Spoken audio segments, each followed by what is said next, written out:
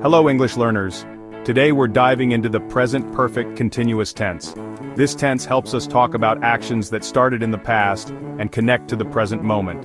Whether an action is still happening now or just finished, the present perfect continuous gives us the words to express it.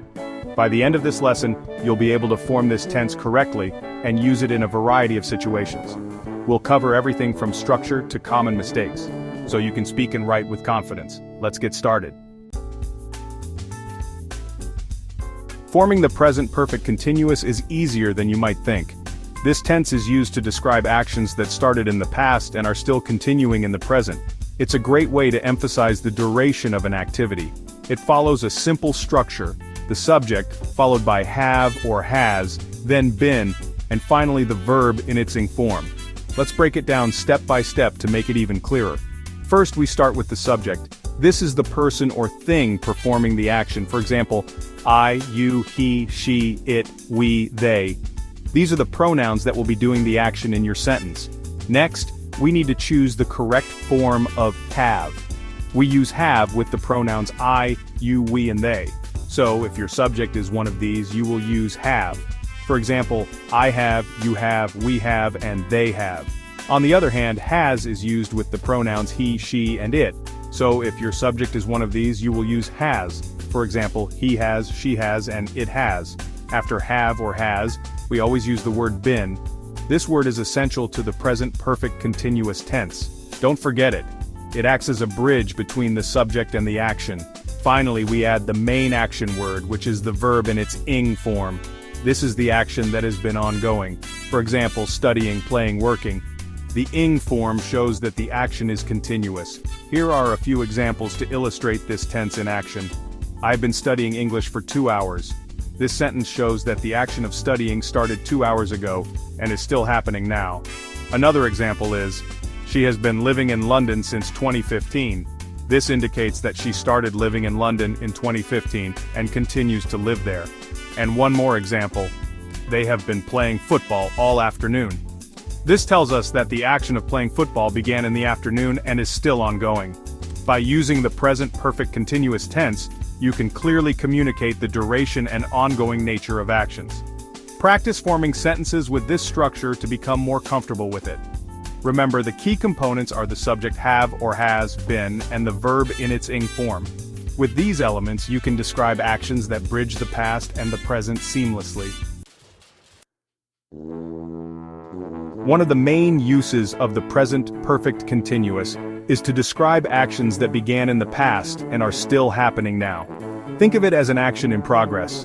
For example, I have been working on this project all day, and I'm still working on it. They have been dating for 6 months, and they are still a couple. It has been raining since this morning, and the rain hasn't stopped. The present perfect continuous can also describe actions that finished very recently. The important thing is that the action has a connection to the present moment. For instance, I'm out of breath because I've been running. I just stopped running, which is why I'm out of breath now. She's tired because she has been studying all night. She recently stopped studying and that's why she's tired now. The streets are wet because it has been raining. The rain stopped recently and that's why the streets are still wet. Section 5. Time expressions. Time expressions are essential in English as they help us convey when actions occur and their duration. Understanding these expressions can significantly improve your fluency and comprehension. Certain time expressions are often used with the present perfect continuous tense. This tense is particularly useful for describing actions that started in the past and are still ongoing. These expressions help us understand how long the action has been happening. For instance, if you say, I have been reading for 2 hours, it indicates that the reading started 2 hours ago and is still happening. We use for to talk about a period of time, like for 2 hours, for a week, or for ages. This helps specify the duration of the activity. For example, she has been studying for 3 hours tells us exactly how long she has been engaged in studying. Similarly, for a week can be used to describe activities that span over a week. For instance, they have been traveling for a week means their journey started a week ago and is still ongoing. The phrase, for ages, is often used informally to indicate a very long period such as, I have been waiting for ages. We use since to talk about a specific point in time when the action started, such as since 8 o'clock, since Monday, or since last year. This helps pinpoint the exact starting time of the activity. For example, I've been working since 9 a.m. means the work started at 9 a.m. and continues to the present moment. Expressions like all day, all morning, or all week indicate that the action has been happening throughout the entire period. For instance, she has been cleaning all day means the cleaning started in the morning and has continued throughout the day. Similarly, all week can be used to describe activities that span the entire week. For example, they have been preparing for the event all week means the preparation started at the beginning of the week and has continued every day. We use how long to ask about the duration of the action. This question helps us understand the length of time an activity has been happening. For example, how long have you been studying? Seeks to find out the duration of the study period. Here are some examples. I've been waiting for the bus for an hour. This sentence tells us that the waiting started an hour ago and is still ongoing. It helps convey the duration of the wait.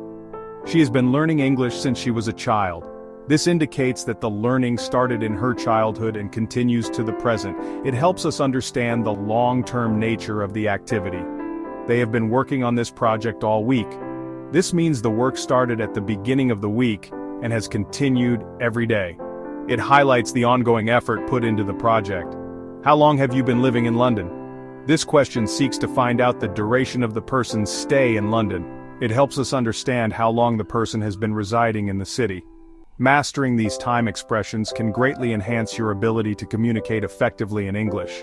They allow you to describe actions with precision and clarity, making your conversations more engaging and informative. Practice using these expressions in your daily conversations and writing. The more you use them, the more natural they will become. Remember, language learning is a gradual process, and consistency is key. In summary, time expressions are vital tools in English. They help you convey when actions occur and their duration, making your communication more precise and effective. Keep practicing and soon you'll find yourself using these expressions effortlessly. Section 6. Present perfect continuous versus present perfect simple. It's important to understand the difference between the present perfect continuous and the present perfect simple. Both tenses talk about actions connecting to the present, but they emphasize different aspects. Present perfect continuous focuses on the duration or continuity of an action. For example, I have been studying English for 3 years. We understand that the studying has been ongoing for a long time. Present perfect. Simple focuses on the completion of an action or the result of an action. For example, I have visited Paris 3 times. The focus is on the completed visits, not on how long each visit lasted. Section 7. Common mistakes to avoid. In this section, we will explore some of the most frequent errors that even advanced English speakers make when using the present perfect continuous tense. By understanding these mistakes, you can improve your fluency and accuracy in English. Even confident English speakers once made mistakes with the present perfect continuous. It's a tricky tense that combines elements of both the present and the past, and it's easy to get confused. But don't worry, with practice and attention to detail, you can master it. Here are some common errors to watch out for. These mistakes are often made by learners at all levels, so it's important to be aware of them, and practice using the correct forms. Using since with a period of time.